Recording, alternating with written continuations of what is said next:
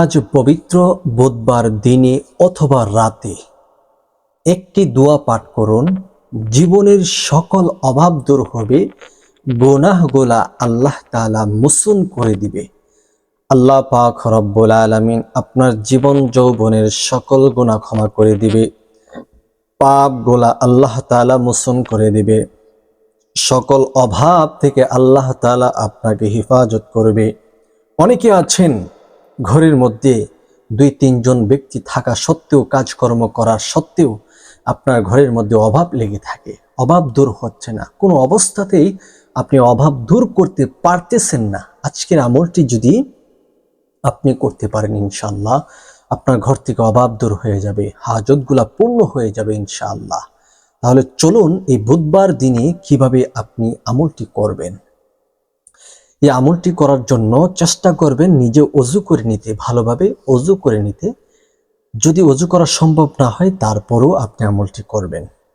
এরপরে আপনি চলাফেরার ক্ষেত্রে, কাজকর্মের ক্ষেত্রে, একাকিত্ব বসে থাকার ক্ষেত্রে, শুয়ে থাকার ক্ষেত্রে সর্ব অবস্থায় আমলটি করে নেবেন।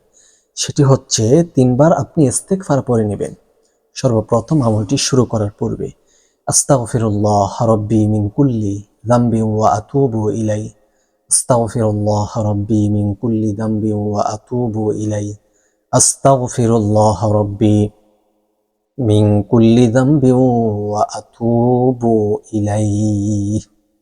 এরপরে পড়বেন ৩ বার দুরূদ শরীফ। আল্লাহুম্মা সাল্লি আলা মুহাম্মাদ ওয়া আলা আলি মুহাম্মাদ কামা সাল্লাইতা আলা ইব্রাহিম ওয়া আলা আলি ইব্রাহিম ইন্নাকা হামিদুম মাজিদ।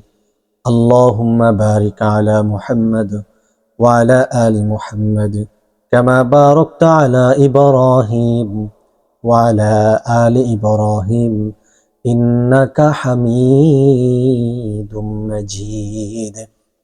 এই ইস্তেগফার ৩ বার, দুরূদ ৩ বার পড়ার পরে আপনি সারা দিন সারা রাত আপনি পড়তে থাকেন, ইয়া গনিয়্যু ইয়া গনিয়্যু ইয়া গনিয়্যু ইয়া গনিয়্যু ইয়া গনিয়্যু ইয়া গনিয়্যু।